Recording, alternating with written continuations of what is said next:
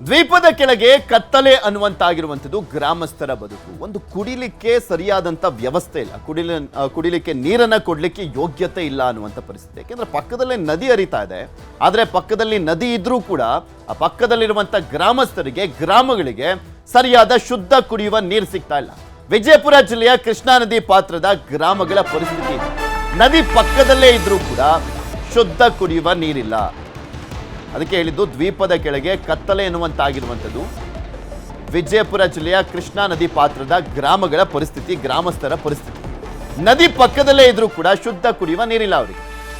ಎಲ್ಲಿ ವಿಜಯಪುರದಲ್ಲಿ ಅಂದರೆ ಮುದ್ದೇಬಿಹಾಳ ತಾಲೂಕಿನ ಗ್ರಾಮಗಳಲ್ಲಿ ನೀರಿನ ಸಮಸ್ಯೆ ಕಾಡ್ತಾ ಇದೆ. ಅಮರಗೋಳ್, ತಂಗಡಗಿ, ಕುಂಚಗನೂರು, ಕಮ್ಮಲದಿನ್ನಿ, ಗಂಗೂರು ಗ್ರಾಮಗಳಲ್ಲಿ ಶುದ್ಧ ಕುಡಿಯುವ ನೀರು ಸಿಗ್ತಾ ಇಲ್ಲ. ನದಿ ಪಾತ್ರದ ಗ್ರಾಮಗಳು, ನದಿ ಹತ್ರ ಇರುವಂಥ ಗ್ರಾಮಗಳು, ಆದರೂ ನೀರಿಲ್ಲ. ಕೆಟ್ಟು ಹೋಗಿದೆ 15ಕ್ಕೂ ಅಧಿಕ ಶುದ್ಧ ನೀರಿನ ಘಟಕ. ಕಾಂಗ್ರೆಸ್ ಸರ್ಕಾರ ಇದ್ದಂಥ ಸಂದರ್ಭದಲ್ಲಿ ತಂದಿದ್ದಂಥ ಶುದ್ಧ ಕುಡಿಯುವ ನೀರಿನ ಘಟಕಗಳು ಮಹತ್ವದ ಯೋಜನೆ, ಮಹತ್ವಾಕಾಂಕ್ಷೆಯ ಯೋಜನೆ, ಒಳ್ಳೆ ಯೋಜನೆ ಇದು. ಎಚ್.ಕೆ. ಪಾಟೀಲರು ಇದ್ದಂಥ ಸಂದರ್ಭದಲ್ಲಿ ಶುದ್ಧ ಕುಡಿಯುವ ನೀರಿನ ಘಟಕ ಅನ್ನುವಂಥ ಯೋಜನೆಯನ್ನು ತರಲಾಯಿತು. ಆಲ್ಮೋಸ್ಟ್ ತುಂಬ ಗ್ರಾಮಗಳಲ್ಲಿ, ಆಲ್ಮೋಸ್ಟ್ ಎಲ್ಲ ಗ್ರಾಮಗಳಲ್ಲೂ ಕೂಡ ಈ ಶುದ್ಧ ಕುಡಿಯುವ ನೀರಿನ ಘಟಕ ಅನ್ನುವಂಥದ್ದಿದೆ. ಒಂದು ಶುದ್ಧ ನೀರನ್ನು ಕೊಡುವಂಥ ಕಲ್ಪನೆಯಲ್ಲಿ ಶುರುವಾದಂಥ ಯೋಜನೆ ಇದು. ಆದರೆ ಅವೆಲ್ಲವೂ ಕೂಡ 15ಕ್ಕೂ ಅಧಿಕ ಶುದ್ಧ ನೀರಿನ ಘಟಕಗಳು ಕೆಟ್ಕೊಂಡು ನಿಂತ್ಕೊಂಡಿದ್ದಾವೆ. ಶುದ್ಧ ನೀರಿನ ಘಟಕಗಳ ರಿಪೇರಿ ಕೆಲಸ ಆಗೇ ಇಲ್ಲ. ಇಲ್ಲಿ ಕಿಲೋಮೀಟರ್ ಗಟ್ಟಲೆ ನಡೆದುಕೊಂಡು ಹೋಗಿ ನೀರನ್ನು ತರಬೇಕಾಗಿದೆ. ಕುಡಿಲಿಕ್ಕೆ ನೀರನ್ನು ಕಿಲೋಮೀಟರ್ ಗಟ್ಟಲೆ ಹೋಗಿ ತರಬೇಕಾಗಿದೆ.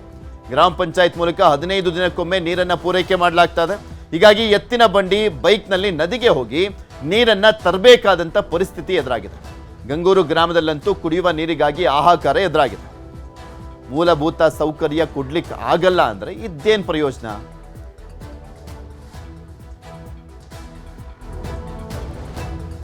ಊರಿಗೆ ನೀರಿಂದ ಭಾಳ ತೊಂದರೆ ಐತಿ. ಸರಿಯಾಗಿ ನೀರನ್ನು ಬಿಡಂಗಿಲ್ಲ. ಅದಕ್ಕೆ ನಾವು ಏನು ಮಾಡ್ಬೇಕ್ರಿ? ನಮ್ಗೆ ನೀರು ತಂದು ಹೋಗ್ರಿ ಯಾರು ಇರ್ಬಿ 15 ದಿನಕ್ಕೊಮ್ಮೆ, ತಿಂಗಳಿಗೊಮ್ಮೆ ನೀರು ಬಿಟ್ರೆ ನಾವು ಏನು ಮಾಡ್ಬೇಕು? ಹೆಂಗೆ ಮಾಡ್ಬೇಕು ನೋಡ್ರಿ? ನೀರು ಬಿಡೋ ಪಗಾರ ಕೊಟ್ಟಿಲ್ಲ, ನೀರನ್ನ ಬಿಡಂಗಿಲ್ಲ ಅಂತಾರೆ ಅವ್ರು. ನದಿ ನೀರು ತೊಂಬರ್ಬೇಕಂದ್ರೆ ಕೊಚ್ಚ ಐತ್ರಿ, ಭಯಂಕರ ತರಕಾಗೋದಿಲ್ಲ. ಅದಕ್ಕೆ ದೂರನೂ ಆಗುತ್ತೆ ರೀ ನಮ್ಗೆ. ಅದು ಬಿಡ ತಪ್ಪಿಡೈತೆ ನೀರು ತೆಗೆದು ನಳ ಬಂದಿಂದ. ಅದು ಮಸೂಳಿ ಕಾಟೊಂದು ಐತ್ರಿ ಹೊಳ್ಯಾಗ. ಹೆಂಗೆ ಮಾಡ್ಬೇಕ್ರಿ ನಾವು? ಬೆಳಗ್ಗೆ 5 ಗಂಟೆಗೆ ಬಿದ್ದರೆ ಬಿಟ್ರೆ ತುಂಬೋದು ನೀರು. ಟೈಮೇನ ಇಲ್ರಿ ಅದಕ್ಕೆ ನೀರು ಬರ್ಬೇಕು. ಹೆಂಗೆ ಮಾಡ್ಬೇಕು? 15 ದಿವ್ಸಕ್ಕೊಮ್ಮೆ ಬರ್ತಾವ್ರಿ. ಅವು ಇಲ್ರಿ ನೀರಿಗೆ 1 ತಿಂಗಳು ಆತ್ರಿ. ಹೊಳಿಗೆ ಹೋಗ್ಬೇಕ್ರಿ, ಎಲ್ಲ ಹೊಲಸು ನೀರು ಕುಡಿಬೇಕು. ಎಲ್ಲ ಥರ ಜಡ್ ಬರ್ತಾವ್ರಿ. ಮತ್ತೇನೈತಿ? ಏನು ಎಲ್ಲ ಗಲೀಜು ರೀ, ನೀರಿಲ್ಲ ಪಾರಿಲ್ಲ. ಊರು ನೀರೇ ಇಲ್ರಿ ಒಟ್ಟು. ನಮ್ಮ ಊರಾಗ ನೀರನ ಬರಂಗಿಲ್ಲ ರೀ. ನಳ ನಳ ಅದಾವ್ರಿ, ಕಣ್ಣಿ ಕಾಣಂಗೆ ಅದಾವ್ರಿ. ಅವು ನಳ ಬಿಡ ನಮಗೆ ಪಗಾರ ಆಗಿಲ್ಲ, ಅದು ಆಗಿಲ್ಲ ಅಂತ ಹೋಗ್ಬಿಡ್ತಾರೆ ಅವರು. ಏನಿಲ್ರಿ, ಹೋಗಿ ತರ್ತಾರೆ ಕುಡಿಪುರ್ತೆ. ಈಗ ಚಲೋ ಹೋಗ್ತಾರೆ ಹೊಲಕ್ಕೆ ಹೋಗಿ ಟೀಗಳು ಚಲೋ ಮಾಡ್ತಾರ, ಅವನ್ನ ತಂದು ಕುಡಿತಾರೆ ಸೋಸ್ಕೊಂಡು. ಇದೇನು ಒಂದು ವರ್ಷ ಮ್ಯಾಗ 1.5 ವರ್ಷ ಆತ್ರಿ. ಇದು ಇಷ್ಟೇ ನಡೆದೈತ್ರಿ. ಅದು ಈ ವರ್ಷ ಇವತ್ತಿನ ಪರಿಸ್ಥಿತಿ ಅಲ್ಲ ನಮ್ಮದು. ಅದು ಸಾಕಷ್ಟು ಒಂದು 7-8 ವರ್ಷದಿಂದ ನಾವು ಮನೆಗೆ ಕೊಡ್ತಾ ಬರ್ತಾ ಇದ್ದೀವಿ. ನಮ್ಗೆ ಯಾರೂ ಸ್ಪಂದನೆ ಮಾಡ್ತಾ ಇಲ್ಲ. ಯಾರೂ ನಮ್ಗೆ ಅಧಿಕಾರಿಗಳು ನಮ್ಗೆ ಸ್ಪಂದನೆ ಮಾಡ್ತಾ ಇಲ್ಲ. ಆ ನಿಟ್ಟಿನಲ್ಲಿ ಇವು ಅಧಿಕಾರಿಗಳು ಏನು ಮಾಡ್ತಾ ಇದಾರೆ, ಏನು ಮಾಡ್ತಾ ಇದಾರೆ ಗೊತ್ತಾಗ್ತಾ ಇಲ್ಲ ನಮಗೆ. ನದಿ ಇಲ್ಲಿ ಹತ್ರ ಅದ್ರ ಮತ್ತೆ ನದಿ ಒಂದು ಅರ್ಧ ಕಿಲೋಮೀಟರ್ ಇಲ್ಲ ನದಿ ನಮಗೆ. ಆದರೂ ನೀರಿನ ಕೊರತೆ ತುಂಬ ಸಾಕಷ್ಟು. ಅಮರಗೋಳ್ ಗ್ರಾಮಕ್ಕೆ ನೀರಿನ ಕೊರತೆ ಅಂತ ಸಿಕ್ಕಾಪಟ್ಟೆ ಆಗ್ತಾ ಇದೆ ನಮಗೆ. ಆದರೆ ಅಧಿಕಾರಿಗಳು ಎಚ್ಚೆತ್ಕೊಳ್ತಾ ಇಲ್ಲ, ಕ್ರಮನೂ ತಗೊಳ್ತಾ ಇಲ್ಲ. ಈ ಸಾಕಷ್ಟು ಅನುದಾನ ಬರ್ತೈತಿ, ಯಾವುದೂ ಕೂಡ ನಮಗೆ ಇಲ್ಲಿ ನೀರಿನ ಕೊರತೆ, ಇವು ಸೌಲಭ್ಯಗಳು ಸಿಗ್ತಾ ಇಲ್ಲಪ್ಪ ಅಂತಂದ್ರೆ, ಮೂಲಭೂತ ಸೌಕರ್ಯಗಳು ಸಿಗ್ತಾ ಇಲ್ಲಪ್ಪ ಅಂತಂದ್ರೆ ಇವತ್ತಿನ ಮಟ್ಟಿಗೆ ನಾವು ಇಲ್ಲಿ ಎಲ್ಲಿ ತರ್ತೀರಿ ನೀರಿಗೆ? ಹೊಳಿಯಿಂದ ತೊಗೊಂಬಂದಿದ್ದೀವಿ ನಾವು. ಇಲ್ಲೇ ನೋಡ್ರಿ, ಇಲ್ಲಿದಾವಲ್ಲ ನಿಮಗೆ. ಹೊಳಿಯಿಂದ ಡೈಲಿ ನಮ್ಗೆ ಹೊಳಿಯಿಂದ ತರೋದು. ಮೂರಂತರ ನೀರಂತ ನಾವು ಮೊನೆ ಅಂತರ 15 ದಿನಕ್ಕೆ ತಿಂಗಳು ಬರ್ತಾವೆ ರೀ. ಬಿಟ್ಟು ಇಲ್ಲಿ ಅಗಸಿ ತಳಗೆ ಹರಿತಾವೆ ರೀ ನೀರು. ಬಂದ್ ಮಾಡೋಣ, ಅವು ಕ್ಯಾಪ್ ಇಲ್ಲ, ಅವು ಇಲ್ಲ ಅಂತಾರೆ ರೀ. ಅವು ಬಿಡೋರು ಇದ್ರೆ ನಾಳೆ ಬರ್ತಾವೆ, ನಾಡು ಬರ್ತಾ ಅಂತಾರೆ ಬಿಡೋರು.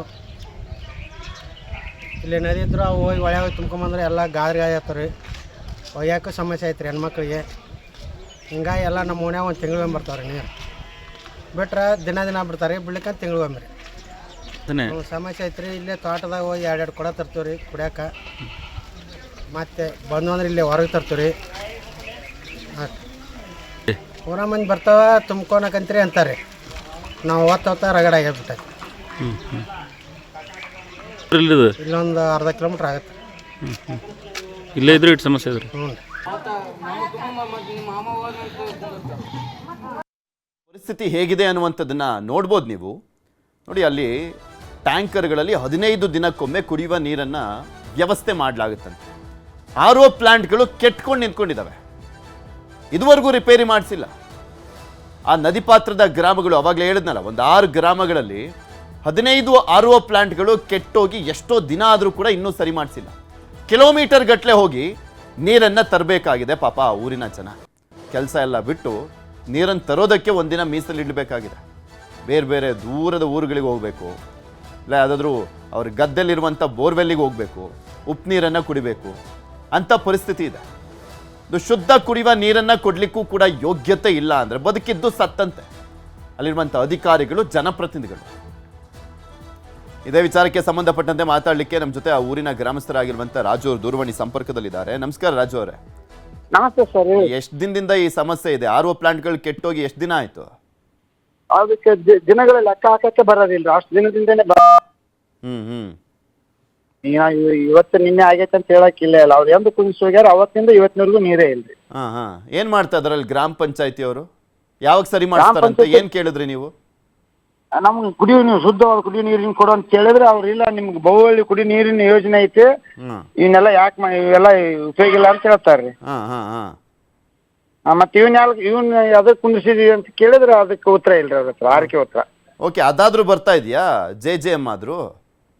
JJM ಇಲ್ರಿ, JJM ಇಲ್ಲ. ಅದಕ್ಕಿಂತ ಪೂರ್ವಿ ನಮ್ಮಲ್ಲಿ ಬಹುವಳ್ಳಿ ಕುಡಿಯೋ ಯೋಜನೆ ನೀರು ಸಪ್ಲೈ ಮಾಡ್ತಿದ್ರಿ. ಅವು ನೀರು ಬರ್ತಾವ್ರಿ. ಅವು ಬರ್ತಾ ಇದಾವ? ಕುಡಿಲಿಕ್ಕೆ ಯೋಗ್ಯವಿಲ್ಲ ಅದು? ಯುವಕರ್ಕಿಂತ ಸರಿ ಇರೋದಿಲ್ರಿ ಅದು. ಯಾರು ಹೆಂಗ್ರಿ, ಅದು ಹೆಂಗ್ರಿ ಅದು.